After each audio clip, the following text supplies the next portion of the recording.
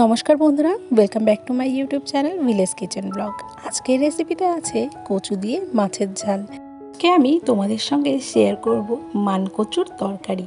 কচু খেতে কিন্তু আমরা অনেকেই পছন্দ করি, কিন্তু গলা চুলকোনার ভয়তে আমরা অনেকেই কিন্তু কচুটাকে স্কিপ করে যাই। কিন্তু আমি আজকে যেভাবে কচুর তরকারিটা রান্না করে দেখাবো তাতে করে একটুও গলা ধরবে না। তো চলো বেশি কথা না বলে কচুর তরকারিটা রান্না করা যাক। আর আমি আজকে আমার মতন করে রান্না করে দেখাবো তোমাদেরকে এই কচুর রেসিপিটা। তো মানকচু তুলে এনে তারপরে ওটাকে ভালো করে ধুয়ে পরিষ্কার করে নিয়েছি। এরপরে সোজা এটাকে কেটে টুকরো টুকরো করে নিয়েছি। দেখো আমি এরকম চারকোনা বক্স করে নিয়েছি। আর কচুগুলোকে আমি একটু ছোট সাইজের টুকরো করেছি। এরকমভাবেই আমি কয়েকটা আলুও টুকরো করে নিয়েছি।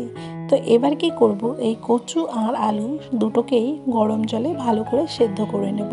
তো এখানে আমি গরম জল দিয়ে দিয়েছি কড়াইতে, তার মধ্যে আমি একটু পরিমাণ মতো লবণ দিয়ে কচুটাকে কিছুক্ষণের জন্য ঢাকা দিয়ে সেদ্ধ করে নেব। সব ধরনের কচু কিন্তু প্রপারলি গলতে চায় না, তার জন্য আমি আগে কচুটাকে একটু ভাপিয়ে নিলাম। তো কচুটাকে হাফ সেদ্ধ করে আমি এখন তুলে নেব। আর তুলে নেওয়ার সময় একটা কথা মাথায় রাখতে হবে, কচুর সঙ্গে যে জলটা আছে সেদ্ধ করা, ওই জলটা কিন্তু রাখা যাবে না, ওই জলটা ফেলে দিতে হবে। এরপরে আমি কচুটাকে আরেকটু ভালো করে ধুয়ে নেব, তাতে করে গলা চুলকবে না। আর যদিও চুলকানো ভাবটা থাকে এই জলের মধ্যেই, সেটা অনেকটাই কেটে যাবে। তো তারপরে দেখো ধুয়ে আমি কচুগুলোকে তুলে নিলাম। তো এরপরে আমি সোজা চলে যাব কড়াইয়ে তেল গরম করতে। যেহেতু আমি আজকে মাছ দিয়ে কচুর রেসিপিটা করছি, তার জন্য আমি কয়েক টুকরো মাছ এখানে ভেজে নেব। এখানে যার যার পছন্দসই মাছ তোমরা ভেজে নিতে পারো। আমি এখানে নিয়ে নিয়েছি সিলভার কাপ মাছ। তো সিলভার কাপ মাছগুলোকে ভালো করে আমি লাল লাল করে ভেজে নেব। যতটুকু প্রয়োজন ততটুকুই কিন্তু ভাজতে হবে, বেশি কড়া ভাজলে আবার মাছ ভালো লাগবে না। তো দেখো আমার মোটামুটি মাছ ভাজা কমপ্লিট। ওই তেলের মধ্যে আমি গোটা জিরে, তেজপাতা, শুকনো লঙ্কা ফোড়নে দিয়ে দিচ্ছি এবং কিছুটা জিরে আমি আগে থেকেই তুলে রেখেছি। এবার আমি সেদ্ধ করে রাখা কচু এবং আলু দুটোই কিন্তু কড়াইয়ের মধ্যে দিয়ে দেব। আর এটা ভালো করে জল ঝরিয়ে নিতে হবে। এবার ভালো করে কচুটা ভেজে নেব। যত সুন্দর করে ভাজা যাবে তরকারিটা কিন্তু তত ভালো হবে। আর কচুটা কিন্তু একটু বেশিই ভাজতে হয়। তো কচুগুলোকে সুন্দর করে ভেজে নেব। এর মধ্যে আমি পরিমাণ মতো হলুদ গুঁড়ো, লবণ আমি এখন ব্যবহার করব না, কেননা আমি সেদ্ধ করার সময় লবণটা দিয়েছি, তার জন্য এখন আমি লবণ দেব না। লাস্টে আমি ঝোলের সময় লবণ দিয়ে দেব। তো এখানে আমি দেখো হলুদ গুঁড়ো দিয়ে ভালো করে কচুটাকে নাড়িয়ে চাড়িয়ে ভেজে নেব।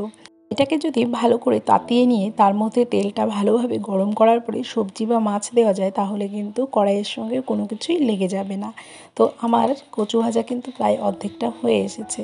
কচুটা যেহেতু 50% আমি সেদ্ধ করেই নিয়েছিলাম আগে থেকে, তোমরা চাইলে 80%ও সেদ্ধ করে নিতে পারো। যেহেতু বেশি সেদ্ধ করলে কচুটা ভাজতে অসুবিধা হবে, তার জন্য আমি অর্ধেক সেদ্ধ করেছিলাম। তো এরপরে আমি কচুটা সুন্দর করে ভেজে নিয়ে তার মধ্যে পরিমাণ মতো জল দিয়ে দেবো। কচুটা সেদ্ধ হতে একটু সময় লাগবে, তার জন্য আমি একটু বেশি জল দেব। তো এইভাবে জল দেওয়ার পরে আমি কচুটাকে সেদ্ধ করতে রেখে দেবো। তো আমি এখানে চেক করে নিলাম কচুটা কতটা সেদ্ধ হয়েছে, কেননা সেই তুলনায় আমি এখানে জল দেব আর জালও করে নেব। তো এখন ঢাকা দিয়ে সুন্দর করে জাল দিয়ে দেবো কচুটা। দেখো কচুটা অনেকক্ষণ ধরেই জাল করছি। এইভাবে কিন্তু কচুর তরকারি অনেকক্ষণ ধরে জাল করতে হয়। কচুর তরকারি যত ভাজা যাবে, যত জাল হবে, সেদ্ধ ভালো হবে, ততই কিন্তু স্বাদ বেশি হবে। তো অনেকটা জাল করে দেওয়ার পরে তার মধ্যে আমি এখন মাছের টুকরোগুলো দিয়ে দিলাম।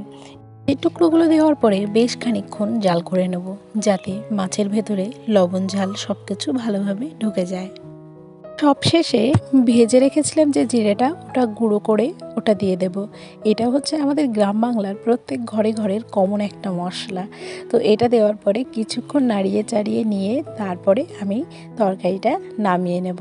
তো ফাইনাল লুকটা দেখতে পাচ্ছ তরকারির কতটা সুন্দর লাগছে আর দেখতেও কতটা কালারফুল লাগছে। তো এই হচ্ছে আজকের সিম্পল কচুর তরকারি। তোমাদের কেমন লাগলো জানিও কিন্তু। আর এইভাবে করে রান্না করলে তোমাদের কিন্তু একটুও গলা ধরবে না, আর খেতেও দুর্দান্ত স্বাদের হবে। এই গ্রীষ্মের দিনে এই কচুর তরকারি এইভাবে একবার করে দেখতে পারো, খুব ভালো লাগবে খেতে। আর সত্যি বলতে ভীষণ সুন্দর হয়েছিল তরকারিটা। এই ছিল মানকচুর রেসিপিটা। তো ফিরে আসবো নতুন একটা ভিডিও নিয়ে। তোমরা সবাই ভালো থেকো, সুস্থ থেকো।